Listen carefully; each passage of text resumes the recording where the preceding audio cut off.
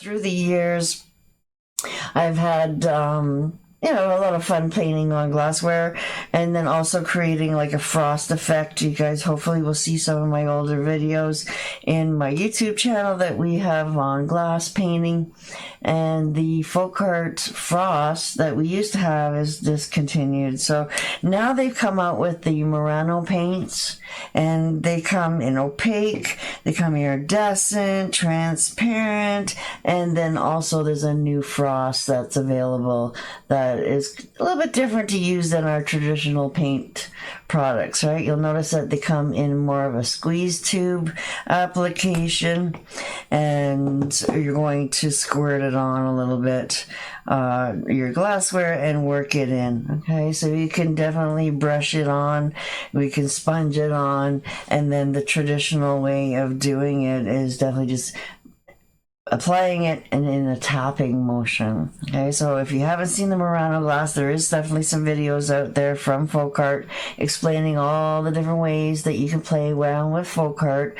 Traditionally, it is created for some of our textured glass pieces that will help to give it a little bit more interest as well. And you can pick, there's so many colors to choose from, so depending on your decor that you want to make, you can definitely make this glass piece, a little bit to match your decor. Okay, so I was playing around a little bit on a little bit of a wine glass here already, and I wanted to come up with a little bit of a different look. I didn't want to coat the whole glass in one color. Right, so this hasn't been baked yet. It's only been 2 days since I applied the top part, but I wanted to stop here halfway and then continue on and show you guys how I did the bottom half in a different color. Right, so also if you see through my library videos, we played around on some really fun snowman candle holders. Right, you can do big vases with them. You can have a lot of fun with glass paints, but definitely doing it with 2 colors, you have to kind of let it dry and then carry on with your other color with this particular product. Right, so you can use a little bit of masking tape, or what I like to use is actually electrical tape. Okay, so that'll tape off your sections, and then you're able to play around and do some different colors. You can definitely put this like this, put a little tea light on top, or we can put it in there, and then you'll have a nice soft glow of color come through. Alright, so hopefully you guys seen some of the pictures that I've been posting with this. Okay, so when it is completely cured, definitely in the oven is what they suggest, and all the instructions are on the side of the bottle, so you guys can definitely read that when you get them. And then, or what I've been doing is playing around and adding some glitter. Okay, so there is some pros and cons when you're pushing things outside the box here, doing things a little bit different. Definitely the glitter sometimes will change color when you bake it. Alright, so I've already been playing around with a bunch of different coffee tumblers and water tumblers, and then also I was experimenting a bit more on a glass vase. Right, so I wanted to play around. Can we paint on it using our multi-surface? We can definitely use the opaque colors that it comes, but they're very limited. There's only a few colors available, your basics. And so I wanted to play around and see what can we do. All right, so I used my traditional color here of the iridescent aqua in the background. I let it dry for a few days, then I applied a clear and sprinkled some glitter into it. Okay, and then after that, I did coat it again. Because the problem with a lot of the glitters is that you touch it and you keep seeing glitter on your hands for days. All right, some people have some glitter phobia issues, and they don't like to have all that loose glitter coming off, especially like birthday cards and greeting cards and stuff like that. You just open the envelope and you've got glitter flying everywhere. So I wanted to be able to seal that glitter in a little bit more. And because I know it doesn't look like it right now, but I am a retired nail tech, and I used to play around encapsulating glitter into nails with gel and polishes and having a lot of fun with a glittery look on nails. We used to do like rock star toes, twinkle toes, we used to call them. So with the science behind all of the fun we can have in the nail industry, I definitely been trying to incorporate it into hard decor, and kind of maybe push things out of the comfort zone of what the product was really meant for. Okay, so I played around on a wine glass here with one color, and it hasn't been put in the oven yet or cured. It's only been done a couple days. It's just enough to let it dry so I can touch it and work with it a little bit more. So I want to play around a little bit with some loose glitters here with you guys here as well. There's lots of different varieties of glitter that comes out. This is definitely just some empty containers that I had collected, and then I bought them in bags and poured them into a pouring shaker, and then I kind of put a little bit of glue there and made my own little marker of what color it is. So that's what I did a long time ago, because I used to do glitter tattoos in my salon back then, and that's where I got a lot of these as well. And these companies are still available. You can definitely order them online. Nice fine glitter that is safe for the skin. Okay, it's safer for the environment, some say, and glitter is glitter, and it will still maybe burn or turn a darker color, change colors on you if you bake it, right? So when you are baking your glassware, it's great to do it to get that durability and hardness that you're looking for, and you can start using it next week. Right, so we've been playing around with our multi-surface for a while now, and it has the same kind of concept of time and curing process that you can put it in the oven, and then it'll harden and be a lot more durable. And then in the case that you can't bake the item, they suggest that you wait 28 days, 21 days, right? 3 weeks to make sure that paint is really good and cured before you start.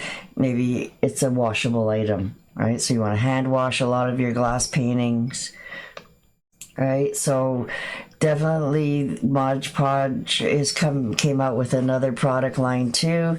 They have got the dishwasher safe glue and sealer product here as well that we can play with. And a lot of you might have seen other videos where you play with glitter and use the Mod Podge or other similar glue products out there as well. So I'm thinking, okay, let's try this. I'm just that type of person that's looking for the maximum durability. So this Murano Glass product is dishwasher safe as well. You don't want to be soaking it, and it has the color in it. So some of our challenges that we've had through the years of trying to get glitter on product, right, is that you can still see through it. Or if you miss a spot, you're not going to see a nice solid color. Okay, so I'll show you all the whole process, just kind of giving you a little bit of a lowdown of what to expect and maybe some reasons why. Like I'm a real why person. I like to figure out, what's the science behind things? What can I do to manipulate things? And how can I make it more durable? Right, so a lot of decorative pieces are definitely just put on a shelf and admired, dusted lightly, and never really used. So when you're doing drinkware per se, we definitely want to keep any chemicals away from our mouth. We definitely want to keep that band around the top of the glass nice and clean, and it's going to be easier to wash and scrub a little bit, make sure that it's good and sanitized for the next person, right? So you definitely don't want no chemicals in your mouth all the time. So it doesn't matter what you're using. You're definitely, as a drinkware product, you want to be able to keep the top of the rim clear. Okay, so we're going to mask that off. This case here, I didn't care. I put it right up to the top. This is going to be a candle holder. Okay, so definitely there's going to be two options. You can play around and put a little votive upside down. You can put it all inside. I was quite amazed on how opaque this color was for translucent. Now that could be my application here a little bit as well. I definitely was putting it on fairly thick, kept tapping it down, and it went really nice and smooth. But yeah, I'm really impressed with the coverage of the color. Unfortunately, this one ended up with a crack in it when I was carrying all the glasses in a box from work. This one clanged somewhere and ended up breaking on me. And I was having a plan to make two a set, right? I was thinking, date night or something, right? So at least two of everything. But if you were going to drink with this, guys, you would definitely want to keep an edge of clean. But I'm going to just use this as a candle holder. I can easily put a little tea light there. I can put it upside down and put a little tea light on it this way as well. All right, so this one is going to go into the recycle because I'm afraid that if it got hit the wrong way, it probably will crack again and break. All right, so I just wanted to kind of give you an idea of what it looked like before I started. All right, and then also because I'm doing a full coverage on something like this, I didn't have anywhere to hold. Like it was hard for me to kind of hold on to this, and you could have maybe done it all, but I wanted to stop halfway, so now I can hold on to it better. And then what I want to do now is I still have some nice texture down here, but we're going to change this up a little bit and do two colors. So hopefully you guys saw my snowman, the festive painting there that we did, and we just used multi-surface to coat the glasses with. Like I said, they're just going to be candle holders. You see how I used this color before. There was a tiny little bit of hard bit at the opening, so I'm just using a pin, pushing it out.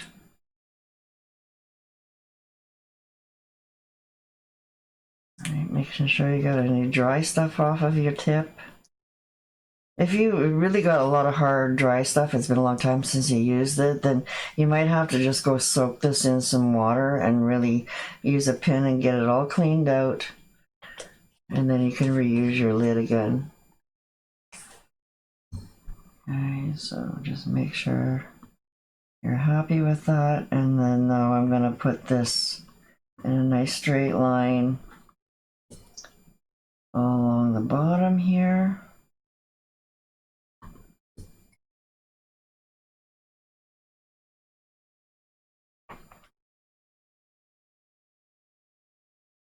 And have a little bit different color stem. Okay, so we can do this white and black, make more snowmen with Murano glass. If you want to make like wine glasses, snowman wine glasses, and be able to use them and not worry about the paint coming off. But you have the product to play, right? So I'm just trying not to move it down too far at this moment. I'm just trying to come down. There are like little flat edges all around the side. Just doing a little spot here all the way around. I bring down some of that gloopier, thicker paint that I was kind of drawing with at first.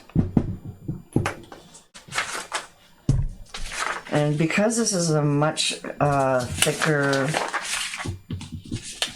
stem, it might be a little bit more durable, but I still want to make sure when I pound that I'm flat, because I think when it happened too, when I broke my glasses, I was too much on the edge and it just gave not enough resistance there, and then it ended up snapping it. So that's when I learned that I really got to make sure that I'm flat, and then when I want to work off a nice edge, I want to make sure that I'm tapping on something that it can drip off the edge if I have too much.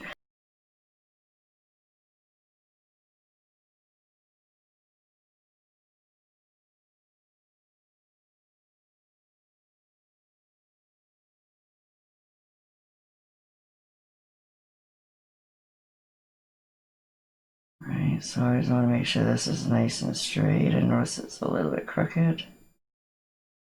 And because my blue is dry, I could always get a damp brush and erase a little bit, clean it up a bit, if I had to. Alright, so this is where these texture balls are happening there. You can get some thick stuff kind of catching on top. So I'm just trying to make sure that I scratch it down. So there's not a big thick area there of paint. Right. And being a candle holder, you know, sometimes if you want to add a little tiny bit of glitter on there, that glitter might help reflect some of that light too. Might be nice.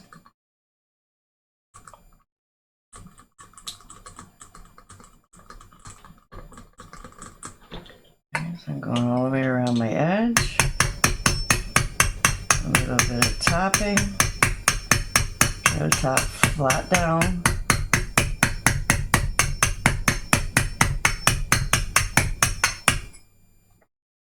I find the stemless wine glasses were really easy to do this on. They're much stronger at the base. But even some of them are very thin glass. So just be careful.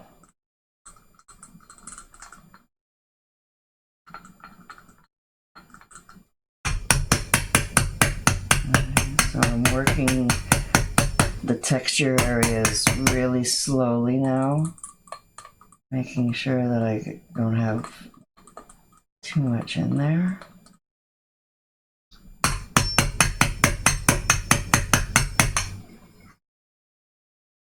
Okay, see how it's working now.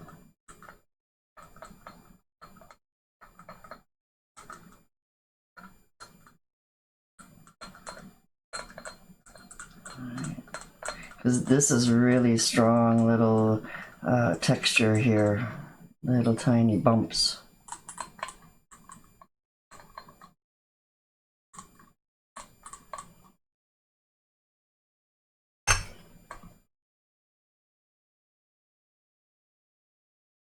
Keep spinning it.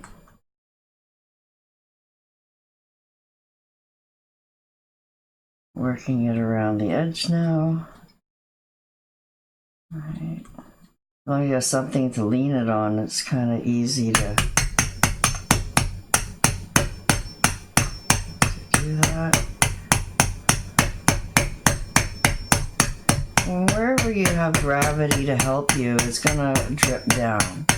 But wherever it's flat now, like see where you're getting on the edge here, this is where you gotta be careful you don't get too thick a product. Okay, you have a pool right here. There's nowhere to run.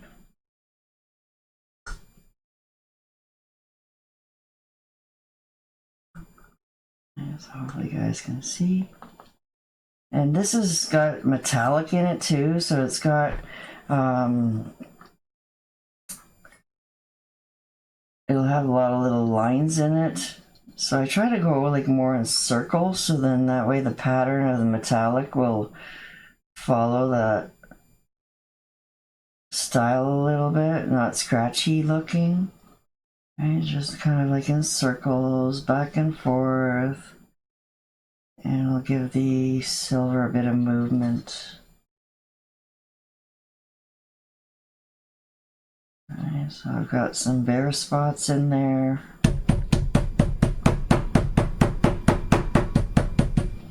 You can try and tap it a little bit to move it in directions, but again, this is where I think I got myself in trouble there by breaking the stem.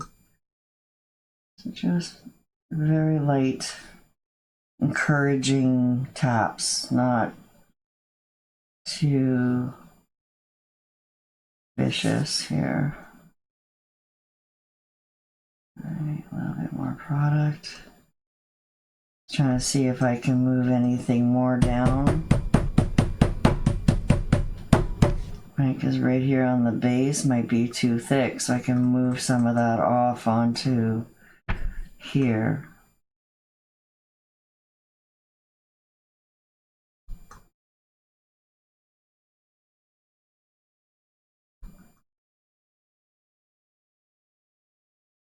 Alright, and around my edges a bit. And you can leave it just like that.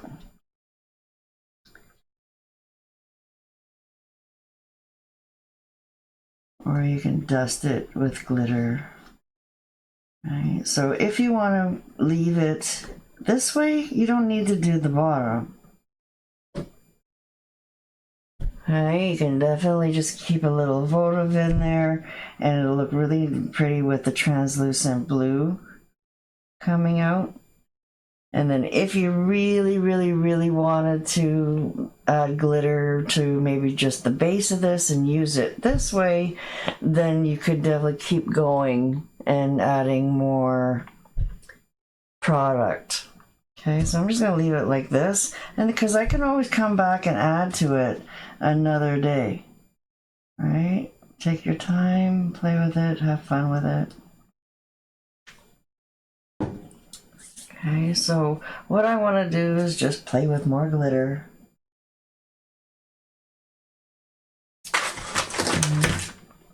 I've got like a holographic kind of glitter here that I used already on one of the champagne glasses.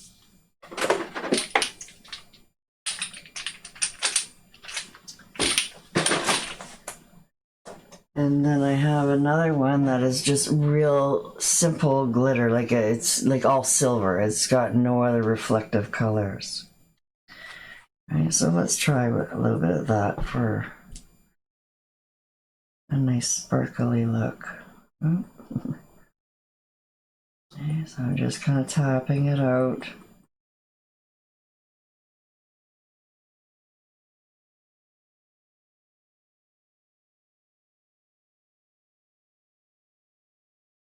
I'm sure the color would be really pretty, you know, just silver by itself. But this particular silver glitter is beautiful. I definitely used to love making nails out of this one. It looks like real glitter, or real silver.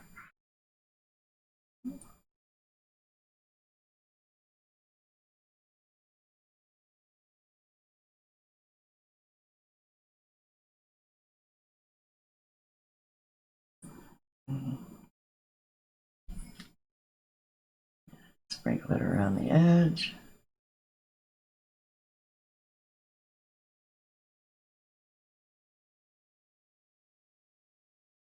It gets all in that texture.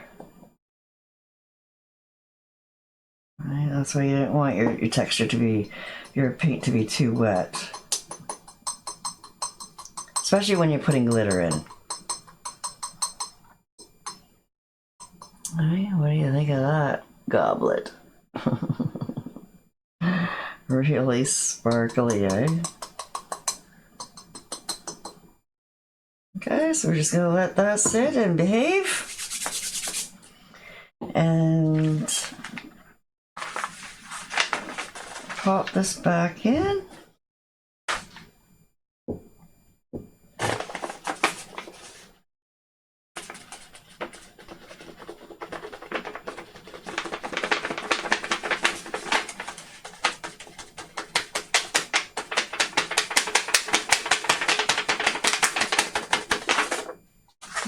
Get most of it in there. And so yeah, this one is actually called Real Silver, guys. Alright, so I don't know if it's got real glitter in there or not, or real silver, but it's definitely the most beautiful glitter I've ever seen in silver in my life. I've had a lot of different glitters from dollar stores and stuff, but this one here is from the glitter tattoo company that I used to deal with. And it was just so much fun to do those two. And it's the same concept. We would put the glue in, we had a stencil of a different character, and then we would sprinkle the glitter on top of the wet glue, and then peel off our stencil, and then we'd be left with a beautiful glitter tattoo that would last on about 2 weeks on your skin. So that was a very special glue that came with the kit. It's made for skin and water resistant, so then that way it would last on your body. So yeah, it was a lot of fun, and definitely I still have a lot of that glitter left over. Alrighty, this guy is nice and dry. And if you remember, I was still saying that it was feeling like a little sticky. Well, there's a couple glitter spots here that are kind of embedded in here. Maybe if I rub them. Yeah, I'm getting them off. Yeah, this fine glitter that I have is almost like a chrome series glitter. It's super fine. If your top part is just that little bit sticky, you might notice some glitter stick to it.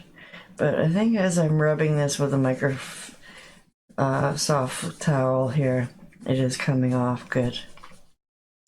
Alright, so this is now 48 hours dry on the top part. And it's definitely a good solid color. And I think I'm just gonna wait because there's more glitter as I keep doing holding this upside down, more falls on it. We definitely have to dust off the excess here and get this sealed in, and then I can give it a good wipe down with a damp cloth to get any of that other glitter that's on the blue. And if there's a couple specks here and there, I guess it's not a bad thing. Alright, so this is a really brilliant silver, guys. Oh my god, look how lovely that is. Alright, and you can kind of still see the texture on it, but it does take it away. But I was trying to make something a little more special. Like I said, this looks like a king's or queen's goblet now. Right, so maybe for Halloween you might have needed this one for your costume to drink out of. Alright, so everything has got to go down. Taking a look at my application, see if there was any bald spots. Everything looks pretty good. The edges didn't get done very good.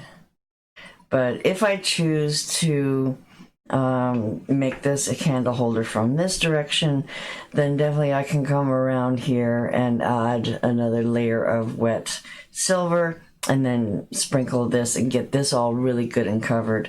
But I was playing around with the tea light in here the other day.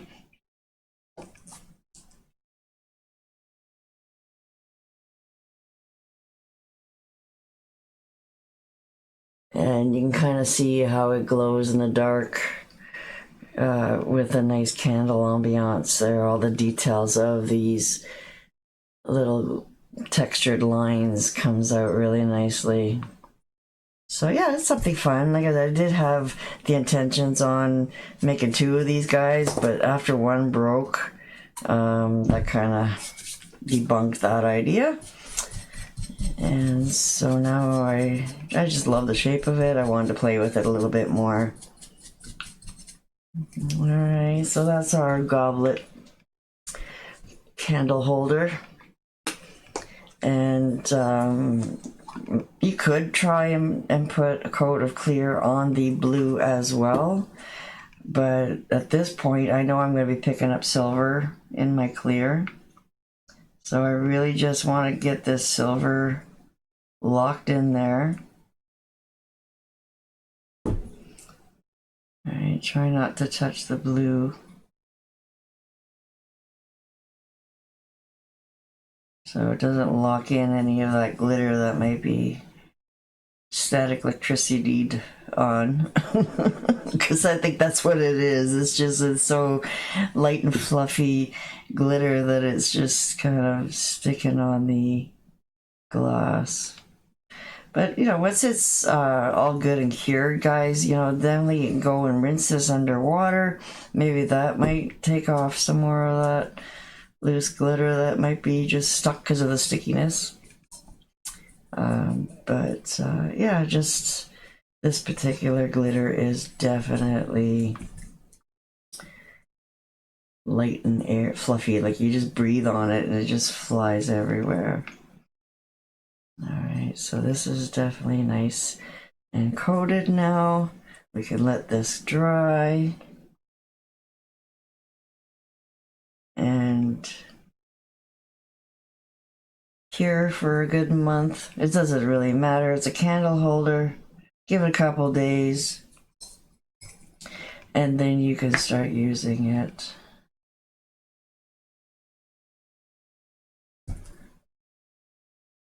It's not a drinking glass. You're not going to be washing it much. Unless you spill wax inside, then it's not a problem. The inside is all protected by the original glass. And you should be able to put some hot water in there and clean off any wax that you might get in there.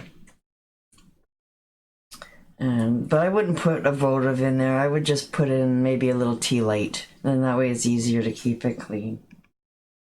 Right, and votives sometimes are funny. If they have too much space, then it spreads out too much and your candle doesn't burn properly. Unless you can find another little glass to set inside the glass and then put your votive in there, that might be an idea as well. What do you think, guys? You like this little goblet here? I'm going to definitely let this dry some more. I'm thinking that, you know, the more it cures, the higher shine it kind of happens. And if you touch it while it's still sticky too much, I find that maybe that's what happened with this one here a little bit. I played with it too soon, and I kind of dulled some of the shine on it. But, yeah, this is all part of the process of learning how it goes. Yeah, and if I have any glitter on my fingers, I'm transferring it back over here. So we're just going to wait for the sealer coat to dry. Yeah, must have touched some cat hair there. And then I'll come back and show you the finished result. Alrighty, we're finished our little goblet. Looks a little bluer on here. It's actually a teal. Right, the transparent teal at the bottom. And then the silver with the silver glitter at the stem. Okay, so I've showed you a couple pictures of them done and different degrees. Right, so I added the glitter and then I added the gems, and I did not bake the blue part, right? And I talked about this already in another video. Definitely not a good idea to bake these after you've put glitter on it, because it may change the color of your glitter. Okay, so sorry guys, it's just really hard to get a clear shot of the brilliance of this glitter here in the camera, but definitely in person it is so wonderful. Right, so now you have choices. You can definitely pop in a little tea light in there, and or I put some glitter at the bottom, and I already added the clear coat on there too, so you can definitely, you know, decide which way you want to represent your little candle holder and have some fun with it.